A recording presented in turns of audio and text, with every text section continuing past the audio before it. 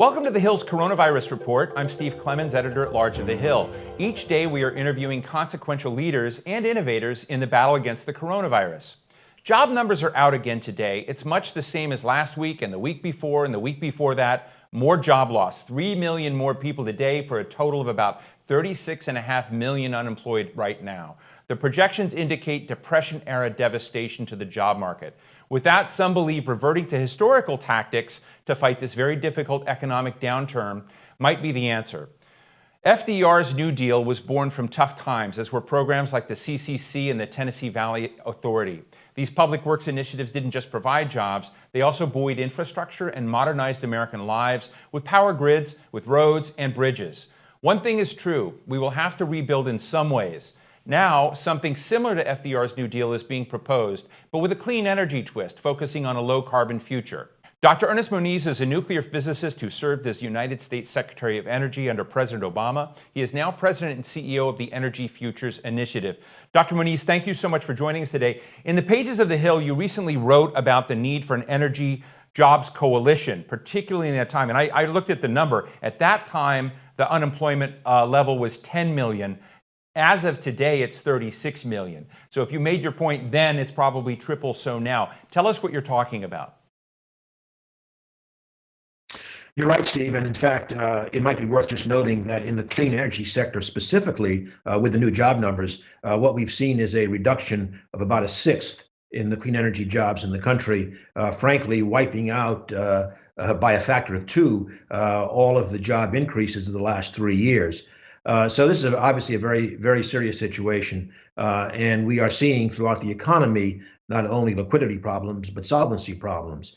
All of that means our recovery has really got to get focused on creating lots of new jobs.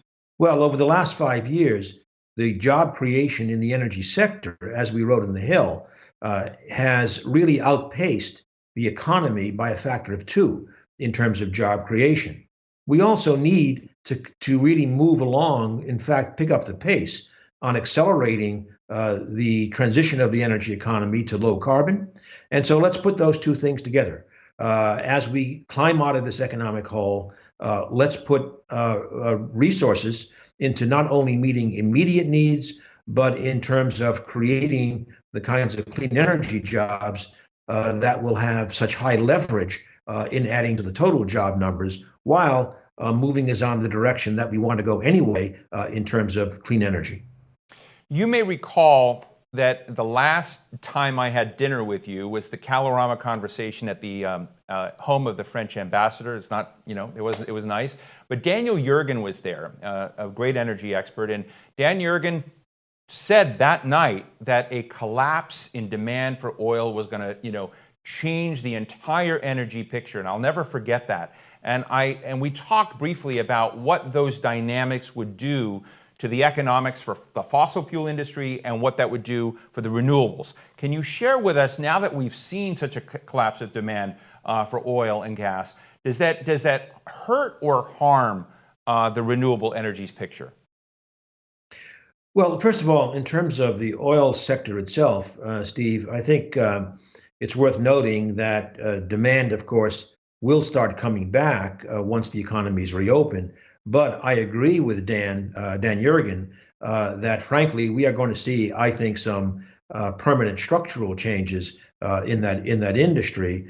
And those structural changes were being called for before the virus because of the structure of the American oil industry, which was not exactly managing a great cash flow. And so as we come back, it's the same theme I just mentioned.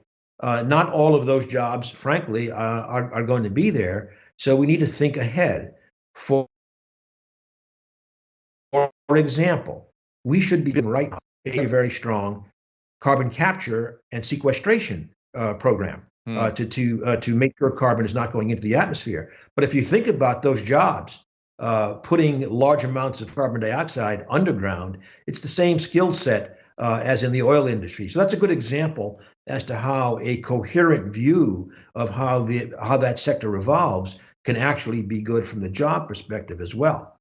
Now, from the renewables side, I think it's mixed, and I think the school is out in terms of how it'll turn out. On the one hand, it's clear that things like collapse in fossil fuel prices historically have diminished the enthusiasm for some of the transition, whether it's to wind and solar or electric vehicles, for example. But on the other hand, I think that the reliability of those renewable sources really has to be in people's mind, as we have seen this extreme volatility in the fossil fuel industry, specifically in the oil industry. So I think in the end, there's a little bit of near-term uncertainty, but in the longer term, I feel very, very bullish that we will continue the low-carbon transition. We will continue to see not only renewables, but carbon capture and sequestration and nuclear power and low-carbon fuels, maybe hydrogen, on which I'm also very bullish, all coming together for a low-carbon system that in fact will be effective in supporting a strong jobs base. Mr. Secretary, when we have talked previously, when we did the opening of this show today, we talked about the Tennessee Valley Authority. You look back in the 1930s at the CCC, the Works Progress Administration. From what you've seen thus far, and you talk to folks on both sides of the aisle, do you find there's an appetite to be thinking big along those terms so that the ideas you're suggesting actually have fertile ground when it comes to some of the stimulus packages that are being conceived? Well, I think, frankly, the threads have not all yet come together into a beautiful tapestry, but I think there is certainly a lot of interest in the Congress. In fact, my colleagues from EFI did a hearing, a quasi-hearing, a video briefing, really, with members from both sides of the aisle present in the House. So I think the Congress is grappling with this.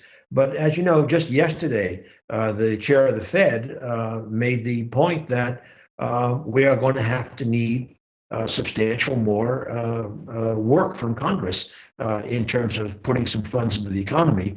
And as we discussed earlier, I certainly think that this direction in clean energy does have historical precedent, as you said, in the Depression, for example, where fundamentally both things like big hydro power and getting electricity to every house in America were part of that. In Recovery Act of 2009, we again had some very, very important foundational work done in moving the energy economy forward with new infrastructure, new big solar farms and the like. And now I think we need the same thing. And I think Congress will be coming to this in a at least reasonably bipartisan way. If you were to focus in on the 2 or 3 most obvious and biggest initiatives that could be done in the energy place so that lay people could understand how to prioritize them, what would be at the top of your list in terms of having a program like this? Well, one obvious area is energy efficiency. I mentioned earlier that we've lost about 1/6 of clean energy jobs in total over March and April. Well, about 2/3 of that job loss was in energy efficiency because we sometimes forget that a large part of energy efficiency are construction projects that go on in residences and buildings. Well, right now, we could be really making a big push there, maybe not so much in residences quite yet, while we still have at least a large part of the population at home, but businesses, small, medium-sized businesses, public buildings. These are all buildings where even during the virus, we have large parts of the day where there are no or very few people around, and so construction projects could go forward, efficiency projects. That's an example of a big push that would have permanent benefits and could be done and put people to work at the same time. Now, another area that I did already mention is that for which there is bipartisan support.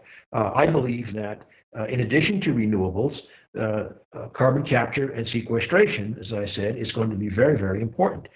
There's a lot we could do right now. The Congress, in a bipartisan way, has provided some tax credits, major tax credits for projects that start before 2024.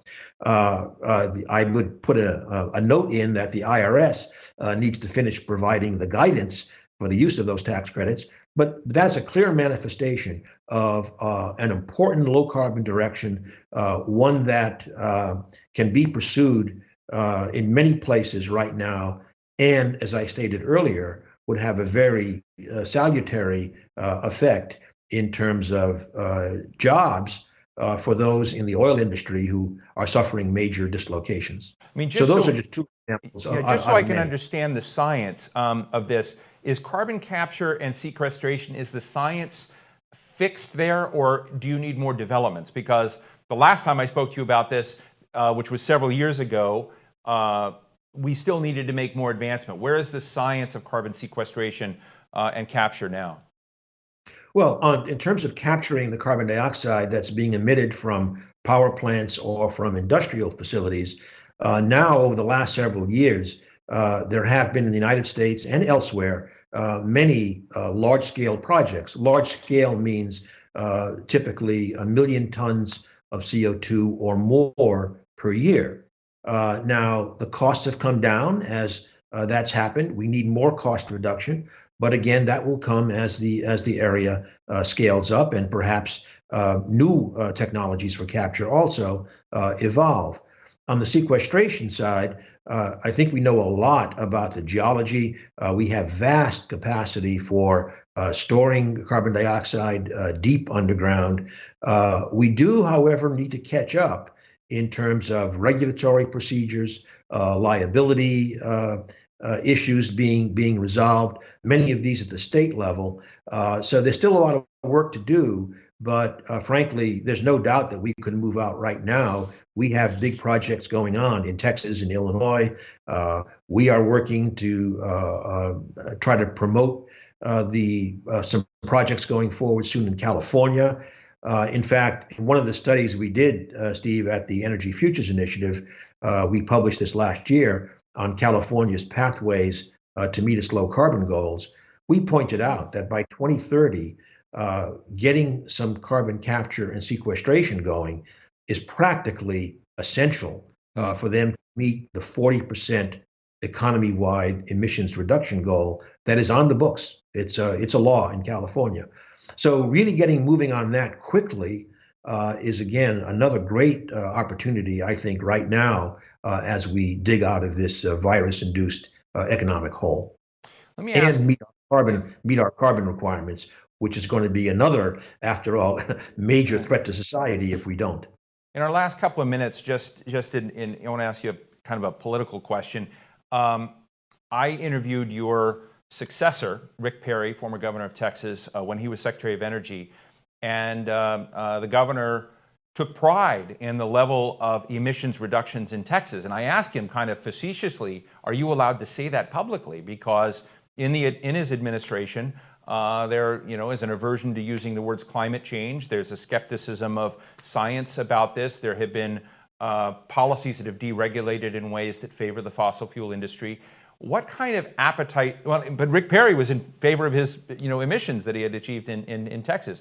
So I'm interested in whether or not you're finding an appetite across both aisles for the work of EFI and on this larger message that less carbon in our energy infrastructure and future is something that can work. And your comments on at least some people in town in Washington, D.C., not sharing that particular view. But is there an appetite, particularly on the Republican side, for some of the messages you're sharing?